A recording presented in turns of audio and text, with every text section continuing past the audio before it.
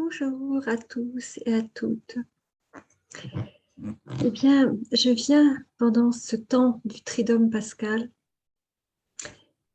vous parler avec l'ange maître de son message qui ne peut absolument pas se séparer, quelles que soient vos tendances de croyance, de religion même, par rapport à cet avènement que beaucoup d'entre vous vont fêter d'une manière ou d'une autre, qui est celle de la rayonnance et de la sublime manifestation de l'homme-dieu dans notre monde, qui est toujours d'actualité, qui était la personne du Christ, la personne de l'homme Jésus et de l'état christique, cette conscience christique qui est au cœur même de nos cellules et qui est la manifestation de cette fête qui veut dire passage. Pâques veut dire passage. Alors, je vais m'unir évidemment au monde entier avec la cohorte des anges qui loue à l'heure actuelle l'humanité pour qu'elle puisse accomplir cette promesse de vivre sur terre le divin en lui. Et c'est ce qu'est venu nous apporter l'immense don de Jésus pendant ces 3 jours qui vont de la dernière scène avec ses disciples. Et nous sommes tous des disciples dans la vie d'un maître, celui que vous allez choisir, justement, celui qui va vous accompagner pendant toute votre vie, extérieure et intérieure. Et là, il s'agit de la Pâque intérieure. La Pâque se vit de l'intérieur, pas de l'extérieur. Vous allez comprendre, je l'espère. Bon, je vais tenter de cheminer avec vous pendant ces 3 jours où il est uniquement question, justement, de réveiller nos cellules endormies, c'est-à-dire dans le tombeau, emmurées dans le tombeau, pour qu'elles puissent retrouver le vivant. C'est tout cela, ce message que nous allons vivre pour les prochaines heures à venir. Alors cela partait de la dernière scène avec les disciples de Jésus qui allaient annoncer son départ. Donc la séparation par ce que nous avons coutume de vivre et d'appeler encore la mort. Personne ne s'attendait justement à ce que Jésus quitte la terre et ses disciples. Mais il fallait qu'il accomplisse sa mission, comme nous devons accomplir notre mission, étape par étape, pendant notre incarnation, notre chemin de vie. Et rappelez-vous qu'il était venu avec cet enseignement, l'enseignement suprême, aimez-vous les uns les autres comme je vous ai aimé, mais aussi et surtout, je suis le chemin, la vérité, la vie. Je suis le bien-aimé envoyé par le Père pour vous délivrer ce message. Un sauveur vous est né depuis la nuit de Noël.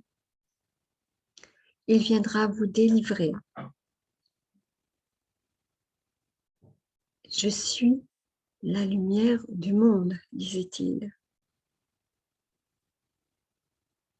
Alors, si je m'unis, si je me relie à ce message,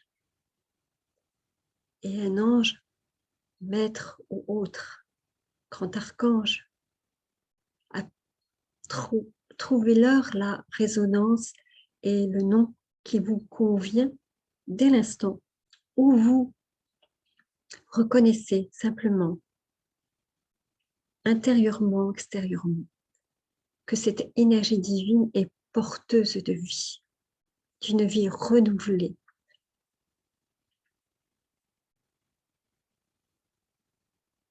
C'est-à-dire qui remet votre lumière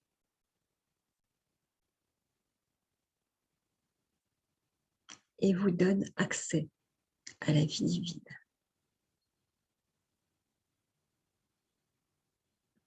Et j'entends la cohorte des anges qui louent dans les cieux, donc près des cieux. C'est un espace, un sanctuaire sacré que seule l'âme peut reconnaître et qui part d'un élan du cœur, ce qui est le symbole de la prière, de se relier au Père. Et loin du Seigneur, Christ veut dire union au Père. Donc, union à la source pour ceux qui auraient des soucis avec le mot, ce qui n'est pas un mot, Dieu.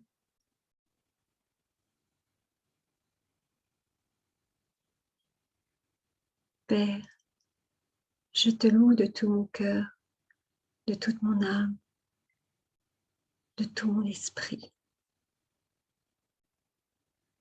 afin que pendant toute la durée de cette Pâque, nous puissions nous unir, corps, âme, esprit, au cœur divin,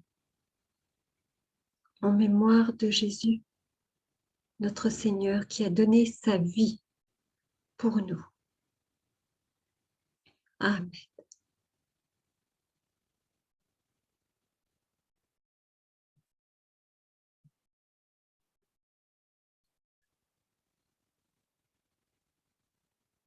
Dieu d'amour et de paix,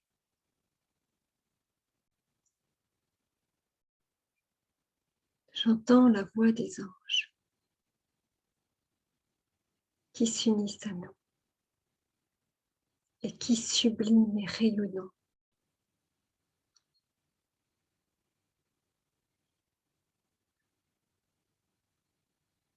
réactive le Saint Graal en nous.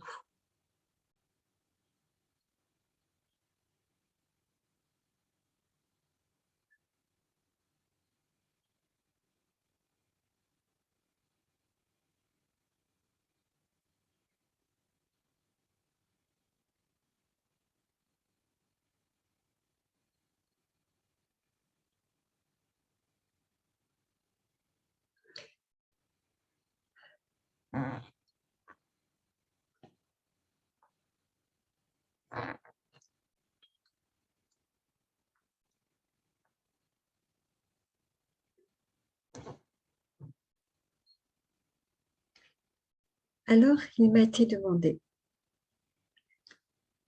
à partir justement où de Gethsémani, Jésus a adressé cette prière au Père. Père, si c'est ta volonté que cette coupe s'éloigne de moi, et il s'est ressaisi en disant que ta volonté soit faite et non la mienne. Cela inspire toujours que notre libre arbitre est respecté et que le plan que nous appelons, que nous vivons, qui est la mort, n'était pas et n'est toujours pas établi à la source lors de la création. C'est simplement, justement, l'homme que l'on appelle de la chute qui a, par son libre arbitre, choisi de s'éloigner et de ne plus être à l'image de son Dieu. En prenant un corps de chair, donc une forme humaine, mais qui n'est pas le corps glorieux, le corps divin, qui était à l'image au Jardin d'Éden, comme c'est écrit à l'origine. Alors, pour certains, cela va sembler des images, d'autres carrément du folklore. La seule chose que je peux vous dire et qu'enseigne l'ange maître, c'est qu'il en est ainsi depuis toute éternité. Et que cette action de grâce, parce que c'en est une, est éternelle, immortelle, et l'âme le sait. Alors c'est en elle que murmure ce chant d'amour que nous rappelle la passion du Christ. Parce qu'au-delà, évidemment, des scènes historiques qui ont été vécues par cet être exceptionnel qui a laissé son empreinte depuis, qui nous a laissé l'héritage en étant le fils aîné de l'humanité et de la mère, puisque depuis nous sommes sœurs, frères et enfants aussi de la mère qui est en exil quelque part, c'est-à-dire notre terre aussi, jusqu'à son retour, parce que lorsque nous retournerons aussi à notre état divin, la terre aussi s'élèvera, le plan de la terre, l'âme nourricière de la terre sera élevée au même plan que nous, vous comprenez? Mais je reviens, je ne voudrais pas trop m'écarter, je reviens donc à cet état christique qui avait été annoncé et énoncé lors déjà de la mort de Lazare, lorsqu'on est venu chercher le Christ sur les chemins et qu'il l'enseignait déjà, il a immédiatement été près de ses amis, puisqu'ils étaient des amis de Jésus, pour les consoler et pour leur dire ne pleurez pas celui qui est mort, il n'est pas mort. Et il a tellement été touché par le chagrin que manifestait cette famille qu'il a voulu, à ce moment-là, en se recueillant, s'agenouillant et en priant le Père de tout son cœur, de toute son âme, de toute la force de son esprit. Père, accomplis en moi ta gloire pour que tous croient que je suis venu sur la terre, que je suis ton Fils bien-aimé et que tu es le Dieu vivant. Tu es la vie. Et à partir de ce moment-là, il a demandé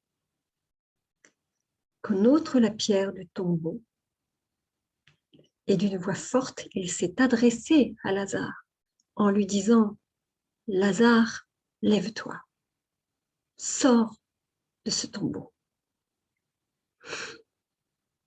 Et la résurrection, en partie,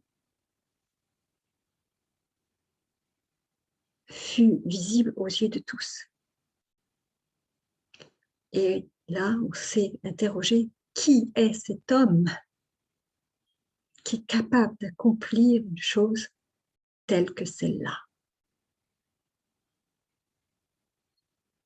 Alors symboliquement, enlever la pierre du tombeau, eh bien, c'est proclamer dans tout notre être qui a sombré dans l'oubli, jusqu'au cœur de nos cellules, et qui a proclamé justement la mort des cellules qui entraîneront la mort de l'être à un moment donné, puisqu'elles ne se renouvelleront pas au point de proclamer ce corps de gloire, eh bien, symboliquement, c'est cela que cela signifie. Ça veut dire sortez de l'oubli. Souvenez-vous de qui vous êtes. Proclamez la vie. Quittez les mémoires qui vous enchaînent, qui font de vous des êtres emmurés, enchaînés dans vos erreurs, dans l'oubli de Dieu. Tout est là. Il suffit de dire oui. Je suis enfant de la promesse. Je me réconcilie avec cette part de moi qui est vivante et immortelle. ça, c'est déjà un grand pas dans la Pâque. Un sublime pas qui va nous amener dans les heures à venir à un autre passage une fois que nous aurons visité notre terre intérieure, comme les alchimistes appellent ça dans la tourbe, c'est-à-dire aussi que notre psychisme va être nettoyé, que tout notre être va, dans ses fondations, va sentir dans l'obscurité la descente de cette lumière qui se fait jour. Eh bien, il va y avoir des grincements de dents, certainement, comme on appelle ça. Il va y avoir des malaises, il va y avoir des chuchotements, il va y avoir des doutes, il va y avoir des angoisses, il va y avoir un sacré remue-ménage. Parce que quand la lumière passe, il y a toujours, avant de redevenir aligné et dans toute sa splendeur, il y a un sacré brassement. C'est pourquoi il est tout à fait naturel, dans les heures qui viennent, dans les jours qui ont précédé aussi, d'avoir vécu une très très grande fatigue, une lassitude même, parfois même un peu de dépression. Parce qu'à l'approche justement de ces heures intemporelles qui sont dans l'énergie justement du cosmos, eh bien, être sensible ou être moins sensible, nous le vivons tous. À nous d'en être conscients, parce que cela est aussi pour délivrer notre conscience et l'écouter pour qu'elle puisse s'activer et redonner toute vigueur. Alors, pour aujourd'hui, on ne va pas aller plus loin puisque nous sommes dans la préparation de la Passion et dans la vidéo qui suivra, eh bien, il y aura cet entretien justement avec l'ami qui est devant son juge, qui est le monde. Et comment réagit le Christ devant le monde? C'est cela qui est à venir très très prochainement. Donc, je vous remercie de votre écoute et je vous dis à très vite.